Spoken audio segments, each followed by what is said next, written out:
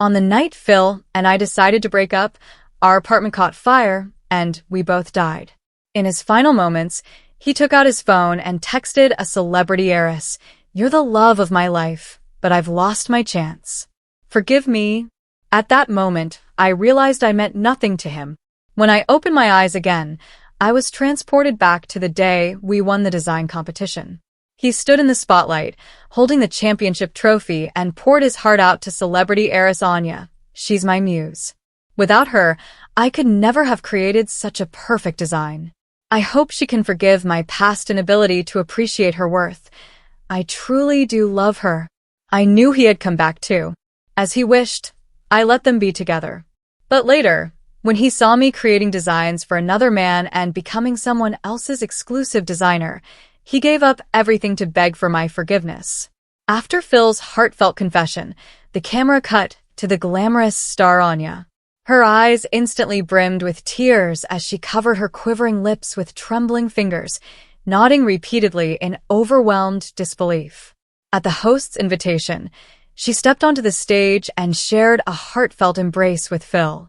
The fans below the stage erupted in cheers and screams, showering blessings upon the golden couple.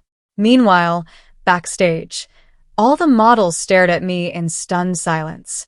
Didn't Phil say he was going to go public with Jessie? How come Anya's his muse now? Exactly, what's going on? Phil said it was Jessie in the group chat. Didn't he even ask us to help out? So what do we do now? Should we still follow his instructions later? The two on the screen gazed into each other's eyes with such intensity that the whole world seemed to melt away around them. Soon it was time for the models to take the stage.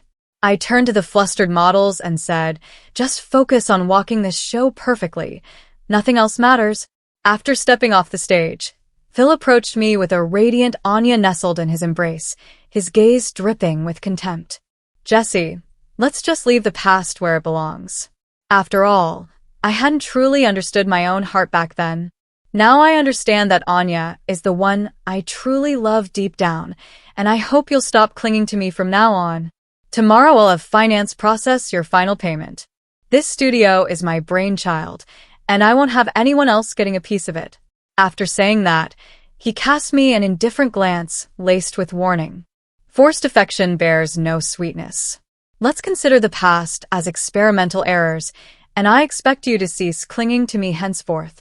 The searing pain of raging flames gradually faded, and I awoke reborn on the day Phil had won the design competition in our past life. Looking at Phil's radiant confidence before me and recalling his dying words from our past life, I realized he too had been reborn. At this moment, he was exactly as he had been at 40 in his previous life. Mature and composed, moving through social interactions with practiced ease, having completely shed his youthful awkwardness. Back then, our studio was just starting out, and clinching the championship in the design competition came as a complete surprise. He chose to announce our relationship to everyone on this day, and this decision was partly because of Anya. Anya comes from a prestigious designer dynasty wielding considerable influence in the industry, with one of this competition's judges being her own uncle. At a fashion show, Anya fell for Phil at first sight, utterly captivated by his brooding charm. From then on, she fearlessly pursued love with bold, romantic gestures, not only wearing exclusively Phil-designed outfits, but never missing an opportunity to shower him with praises whenever cameras rolled. Even knowing about my relationship with Phil, she would sneer dismissively, "What can that penniless country bumpkin possibly offer you? Prospects or wealth?" At that time, Phil still cherished the years we had spent together, and every time he would cold shoulder Anya. But Anya still refused to give up. After Phil went public with our relationship, she openly sneered at us in front of the media, taunting, "He'll regret this sooner or later." Backstage at an awards ceremony, dressed in a one-of-a-kind haute couture gown and poised like a regal swan, she smiled at Phil and said, "Let me ask you one final time. Do you actually regret being with her?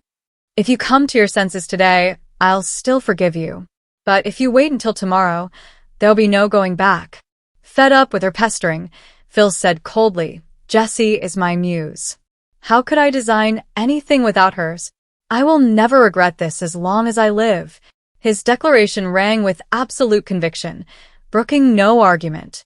But now, he stood before the entire world at the camera's lens, declaring Anya to be the love of his life. He disregarded the onlookers' prying eyes around him. I watched them nestled together, with a blank expression. Fine. You walk your sunny path, I'll cross my single-plank bridge.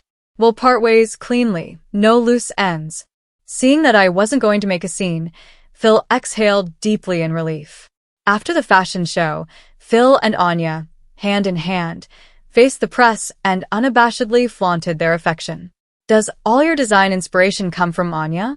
Chapter 2. The video quickly went viral across the globe, with the hashtag Match Made in Heaven dominating trending lists on every platform. My phone kept buzzing in my pocket. The moment I opened it, a flood of furious voice messages from my best friend exploded onto the screen. Has Phil no shame? That wedding dress was your original design. He just tweaked a few lines and now claims it as his own. And he designed it for Anya? He didn't even know who she was back then. Dump that bastard. Why slave away making him shine? Every damn design of his was tweaked by you. What a shameless prick. My bestie spammed me with a dozen ranting voice messages, then flooded my chat with 20-something photos of hot guys. Don't worry, sis. Back in the day, your admirers could have formed a line from campus all the way to France. Why cling to this one gnarled tree? I smiled while listening to her angry rant about Phil and told her I'd actually fallen out of love with him long ago. Leaving him was the best thing that ever happened to me. Speaking of it, Phil and I were seen as the dynamic duo of the design school, both exceptionally talented and hardworking, with looks-wise a perfect match. We just naturally ended up together and became the most admired couple in the design school. However, after graduation, we came to understand the cruel truth. Natural talent alone couldn't sustain us. Our works weren't appreciated, and the things we made didn't sell, leaving us struggling to make ends meet for months. I did all sorts of jobs just to let him focus on his designs. In nightclubs, I was harassed by drunks while performing. At restaurants, upstarts would hurl cash at me, shouting offers to buy me for the night. I couldn't spare money for taxis, trudging home through snowy nights until frostbite crusted over my hands and feet. But I never once regretted it, giving everything I had for his dreams without hesitation. However, as time went on and our lives kept improving, every time we hit a rough patch, he'd start muttering, "If only I had someone influential to help me out." I truly regret it. By then, Anya had become a world-famous model, donning outfits by top designers at major fashion shows, bold, dazzling, and impossible to miss. Phil would watch videos from every show over and over again. When I caught him, he just said he was looking for inspiration. Later, he started making excuses to approach Anya, who'd always harbored a burning desire to conquer him. The two of them clicked instantly, and he became a regular at Anya's mansion, where they carried on their passionate affair. To save her own face, Anya sent videos of their affair straight to my phone. After seeing the video, I confronted him, but he said since we weren't married, he wouldn't stop me from seeing other men or chasing a better future. Seeing his indifferent face and how he had completely forgotten the journey we'd shared, I decided to end things. At first, he refused, since much of his design work depended on me, but ultimately relented when I stood my ground. However, as I was packing, he leaned against the doorframe and sneered sarcastically. "What's the point of talent?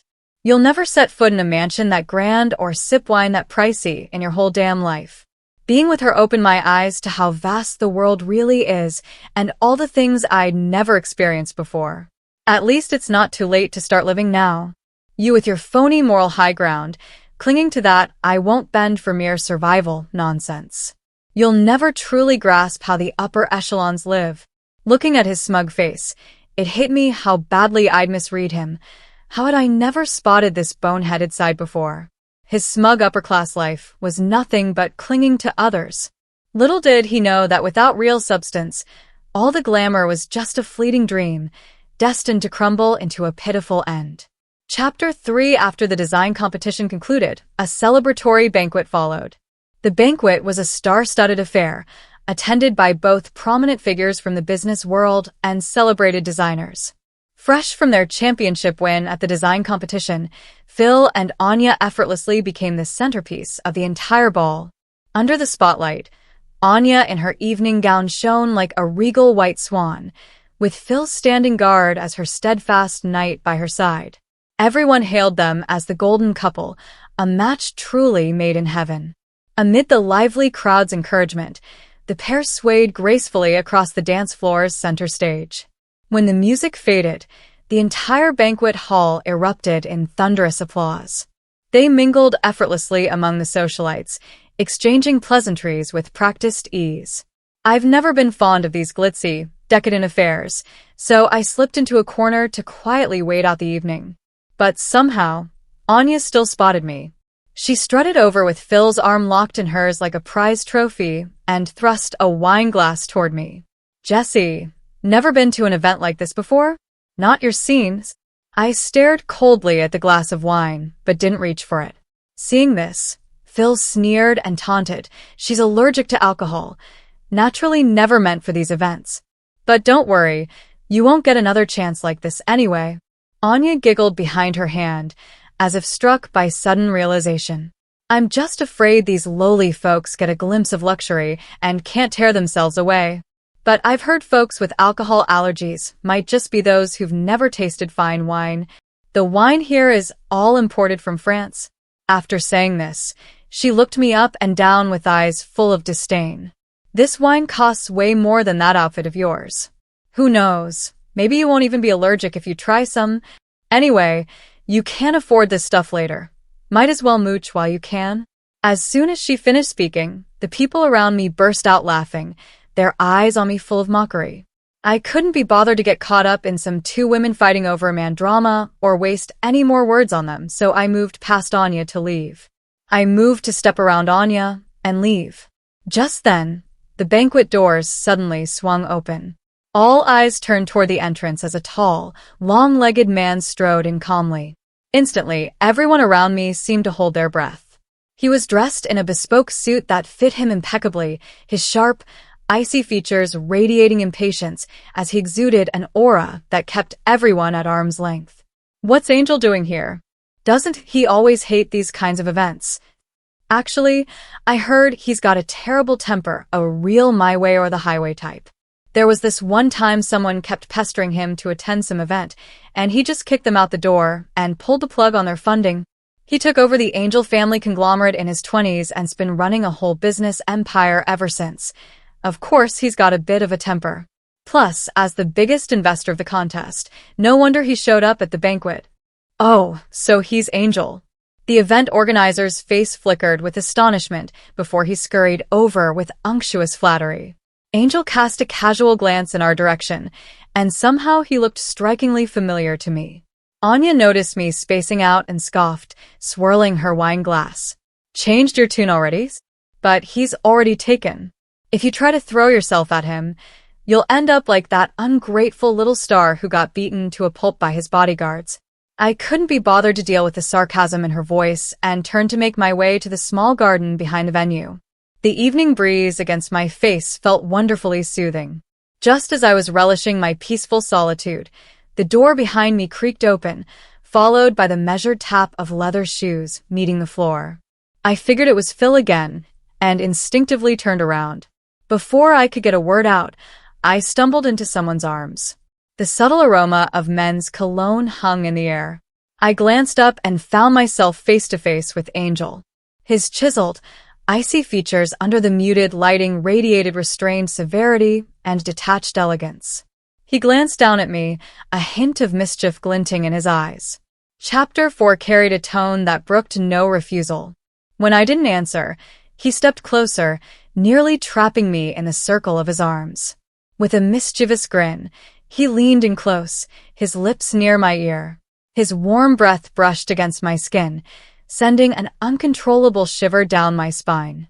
Noticing my crimson cheeks, he leaned in with a playful grin and murmured, "So, are you unattached?" Gazing at his face just inches away, my heart hammered wildly like it might explode from my chest. I shoved him away in a panic, fumbling to straighten my collar while nodding reflexively. Then I turned and bolted away, completely missing the doting smile on the man's face behind me. He took off his jacket and draped it over his arm, his gaze fixed obsessively on my retreating figure. All the way, my cheeks burned like fire, scorching hot with embarrassment. Just as I was heading to the restroom to wash my face, I reached the door and heard laughter spilling out from inside. It was Anya. I could never marry him. Look at him. Does he even deserve me? Then why are you chasing him? Anya scoffed. Just don't want to lose. How could I ever accept losing to someone from the bottom? But he's decent looking enough for fun. You won't find this quality even if you shop around anyway. After that, the two burst into laughter simultaneously. At that moment, I realized the so-called bright future in Phil's eyes was just that. What are you doing here? A familiar voice rang out behind me. Phil's face was dark with anger. Jesse, are you done yet? How long are you going to keep bothering me? Hearing Phil's voice, Anya and her friend hurried out of the restroom. She looked momentarily embarrassed and asked with forced casualness, Phil, what are you doing here? I had someone prepare a bowl of hangover soup and wanted to ask you to go have some. But I saw her sneaking around doing God knows what. Anya, relieved that Phil hadn't overheard her, immediately clung to his arm with a smug grin. If Jessie wants to hear me, she can do it out in the open. Skulking around like this, are you trying to drive a wedge between Phil and me? After saying that, she looked up at Phil with pleading eyes. Phil, you wouldn't believe her over me and leave, would you? Phil lovingly stroked Anya's hair, his adoring smile softening his features. Why would I? I can't love you enough if I tried. Then he looked at me and scoffed. Jesse, do you take me for a fool? You'd stoop to anything to get your way. As he spoke, his gaze fell on the wine stains staining my dress, his nose wrinkling in distaste. Never seen anything decent before? So you just have to stuff your face like this? Look at you, making such a scene. Can't even bother to change your stained clothes? Anya jumped in. She'll never afford anything here in her lifetime. Where would she even get clothes to change into? I'll have the maid get you a couple of server uniforms later. Might as well make some money while you're at it. Go back and brag to all your trashy friends. Looking at their smug and disdainful faces, my stomach churned violently. Seeing me silent, Anya sneered and lunged to grab my arm, her face twisted with malice. I'll teach you a proper lesson today, one you'll never forget. But before she could grab me, someone behind tripped her, sending her sprawling to the ground instantly. The moment she fell, she knocked over a nearby vase, drenching herself with the water from it. Suddenly, she looked like a literal drowned rat. Anya, who do you think you're teaching a lesson to? Are you looking to die? Do you have any idea who I am? Anya brushed the soaked hair from her cheek. When she recognized the figure before her, her voice caught in her throat. The anger on her face vanished without a trace, giving way to shyness and embarrassment. When Phil came to help her, she deliberately maintained some distance from him. Her eyes glistening with spring-like tenderness, she gazed at Angel. Angel, there's been a misunderstanding. This bitch was eavesdropping on me and stirring up trouble here. All I want is for her to apologize. After saying that, she glared at me fiercely, her voice dripping with warning. Jesse, isn't that how it was? Oh. A flicker of mockery crossed Engel's unfathomably deep eyes as he strode to my side, hands in pockets, and claimed a protective position before me with absolute possessiveness. I clearly saw the jealousy and anger on Anya's face as she gritted her teeth and hissed, "This bitch is a habitual liar. Angel, don't let her deceive you." Phil quickly added, "Exactly, Angel, I know all about her. You're not even her boyfriend. What would you know? Anya, let today be the last incident of this sort.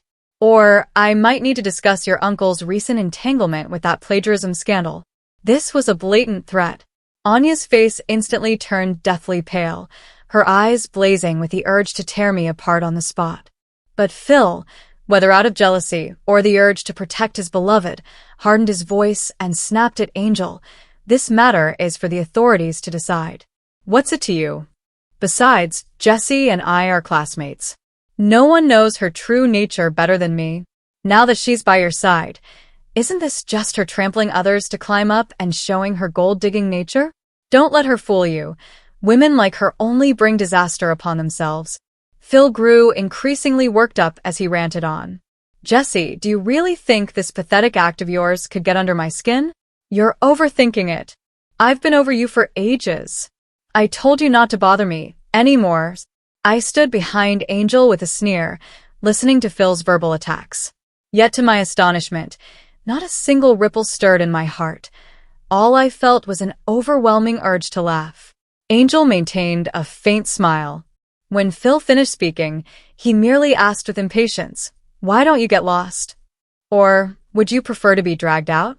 Anya knew Angel was a man of his word with a temperamental nature. Not only did no one present dare cross him, but even the elders of the Angel family wouldn't dream of uttering no to his face. The fact that Angel even heard Phil out was a big favor in itself. Otherwise, he would have already taught him a lesson. After all, with just a word from Angel, Phil would be finished in the design world.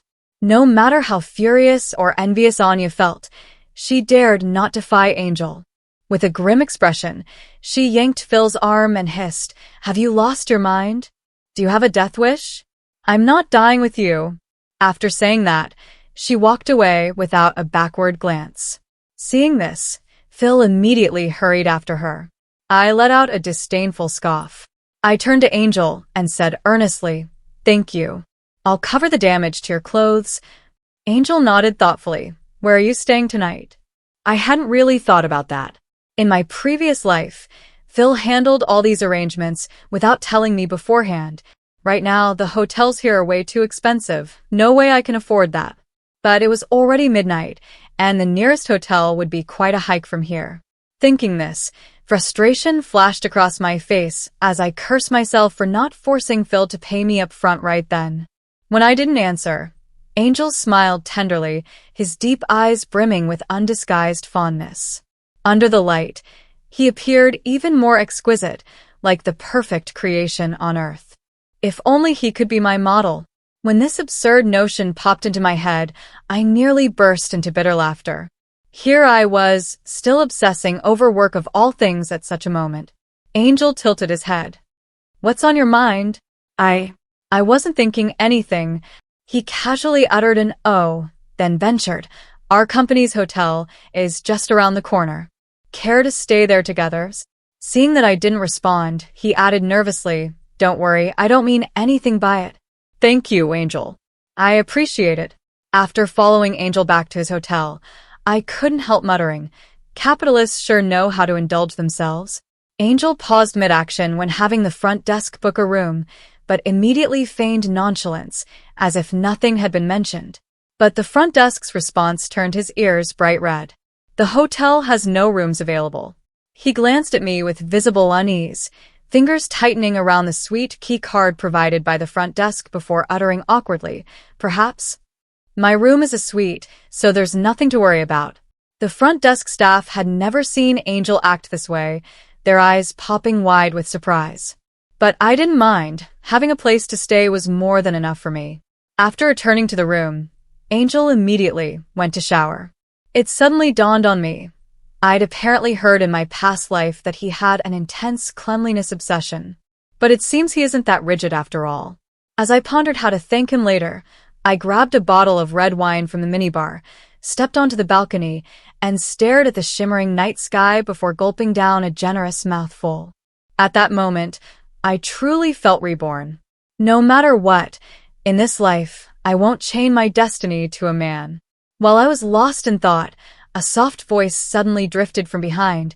"Aren't you supposed to be allergic to alcohol?" Angel wore a towel around his waist, water droplets trickling down his 8-pack abs along the V-line. Maybe it was the alcohol, but my cheeks turned bright red. I quickly turned my head and stammered, Just a little. It's nothing." It never crossed my mind how he knew I was allergic to alcohol. Angel paused while drying his hair. Must have remembered wrong. Perhaps the air was thick with unspoken tension. I awkwardly started. "So this won't, give your girlfriend the wrong idea? I heard she was always..." At this point, I even wanted to slap myself. Wasn't this one of Angel's forbidden topics? Angel walked over to me, took the wine glass from my hand, and drank straight from where my lips had touched the rim. His sultry breath enveloped me, leaving me parched. He looked at me intently. I don't have a girlfriend. As for the one I've been in love with. Seeing me staring intently at him, a mischievous glint flickered in his eyes. I thought she had alcohol allergies, he said. Oh, what a coincidence, I said with an awkward laugh, attempting to ease the tension. But meeting his stern gaze only made me feel utterly guilty. My heart was practically leaping out of my chest, my face burning up. I scrambled to leave, but my legs suddenly gave way, and I stumbled forward, nearly collapsing. Fortunately, Angel reacted swiftly and pulled me into his embrace. I lay against his chest, listening to his pounding heartbeat, feeling all the wine I'd just drunk rush straight to my head. Angel's scorching palm sent heat coursing through my body. Without thinking, I grabbed his arm and kissed him full on the lips. A night of passion. It seems the rumors were wrong. His affection wasn't merely unrequited love, but actually harboring the intentions of a third party. The next day, I woke up clutching my waist. The room was empty. After a quick tidy-up, I was heading out when I ran into Angel. He pointed at the array of luxury shopping bags in his hands and explained, "Your clothes were dirty, so I went ahead and got you a bunch. I didn't have them deliver the packages since you were still asleep." The clothes I was wearing reeked of all kinds of scents. Since we'd already been intimate, I simply grabbed a casual outfit and changed in the dressing room without pretense. I didn't put on airs, just grabbed a simple outfit and changed in the walk-in closet. He drove me to the airport himself. Just as I was getting out of the car, he picked up his phone and waved it. "How about adding me on WeChat? I still have a few things to wrap up here. Can't go back for a couple more days."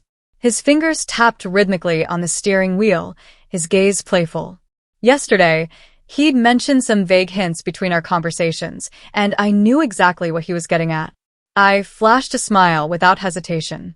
Sure. Angel had booked me a business class flight. What I didn't expect was bumping into Anya and Phil here. I tried to ignore them, but Phil blocked my path. "Why did you go off with Angel yesterday?" He glanced at my clothes and the telltale marks on my neck, his face darkening. "Jesse, have you really sunk so low as to become a mistress for rich men now?" I scoffed. "What's it to you? If I remember correctly, we broke up yesterday. Do you still want to have your cake and eat it too?" "Jesse, have you sunk so low as to become some rich guy's mistress now? Don't be a nosy, Parker. Just because he's dying to be a kept man himself, he thinks everyone else is the same?" Anya's face darkened, brows furrowed. "If she wants to go to a hotel with someone, that's her business. Why do you even care? Angel's just using her as a tool. What, you think he'd actually be into her? Or are you still not over her?" Phil grabbed Anya's arm and softened his tone. "Just wanted to give her a warning.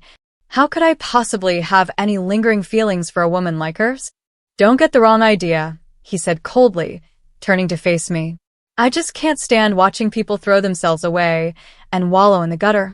I sneered, "A dog catching mice. None of your damn business." Ignoring the fury in his eyes, I turned and left. Just because he's desperate to marry into a wealthy family, he thinks everyone else is the same?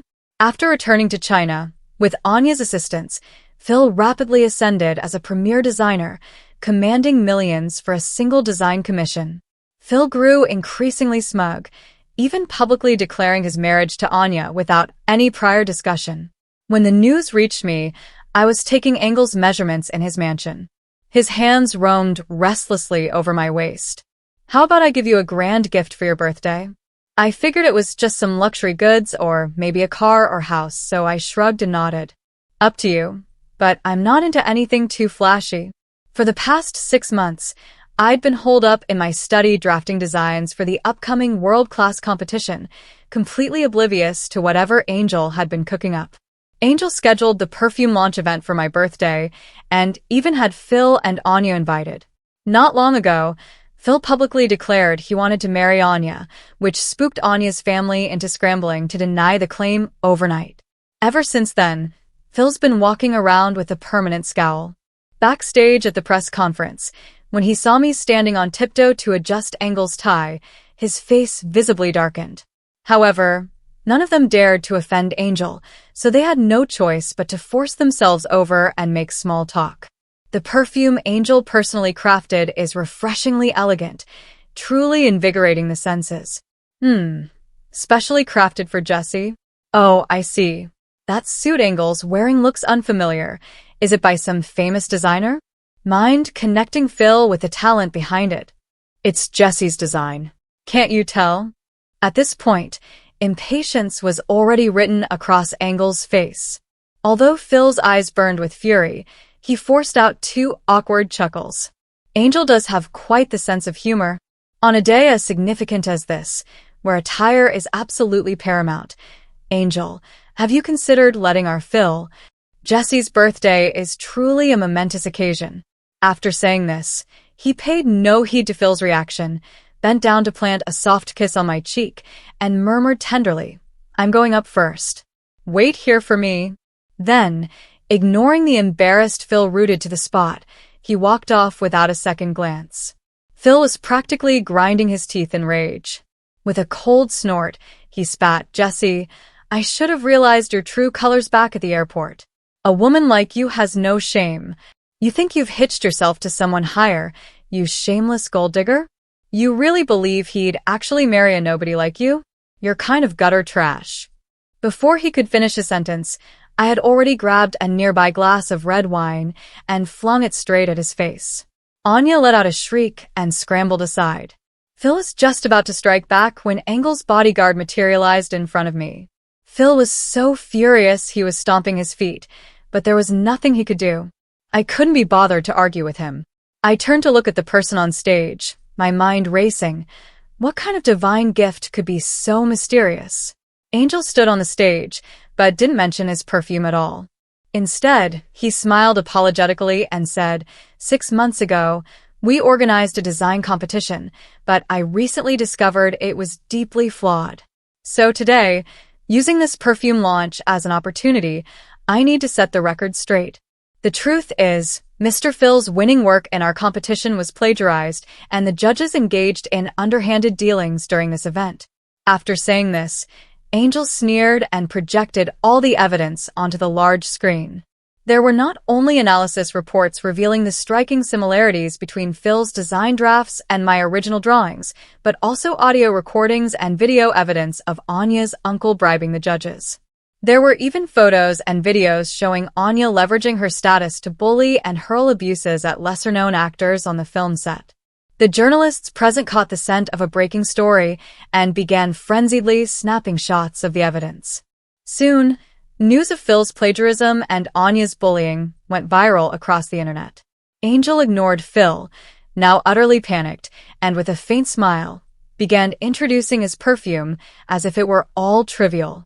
Finally, before leaving the stage, he dropped a bombshell. "I want to get married. I just don't know if my girlfriend will agree. This whole event is my proposal to her, and her birthday present." After saying this, he ignored the clamoring journalists and turned to exit the stage. "Do you like it? I've been working on this for ages." Angel wiped the tears from my cheeks, his smile softening as he gently tousled my hair. At that moment, I was speechless, could only keep nodding. Whether it was to vindicate me or defend my honor, I could feel how deeply he cherished me. Without thinking, I wrapped my arms around Angel's waist, completely ignoring Anya, who was trembling nearby, and Phil, who kept fumbling with his rejected manuscript calls. Angel's decision to announce this at such a pivotal event amounted to a declaration of war against Anya's family. The so-called fashion resources they relied on were utterly no match for Angel's colossal business empire. As for Phil, without Anya, he couldn't take a single step forward, let alone handle those astronomical penalty fees. All that remained for him was an utterly empty ending. But what does that have to do with me? He made his own bed. Later, I heard Anya's family soon went bankrupt. That silver spoon heiress ended up as a washed-up celebrity in the entertainment industry, enduring endless hardships. Phil, on the other hand, spent every day dodging creditors. When I won a world-class design competition, I managed to squeeze in a honeymoon with Angel. I knew being a canary would lead nowhere. Even if he loved me, I needed skills to stand on my own. After returning to China, I even accepted an offer from the country's top design studio to become their design consultant. The last time I saw Phil was in the underground garage of Engel's company. I frowned at the man who appeared to have aged a decade.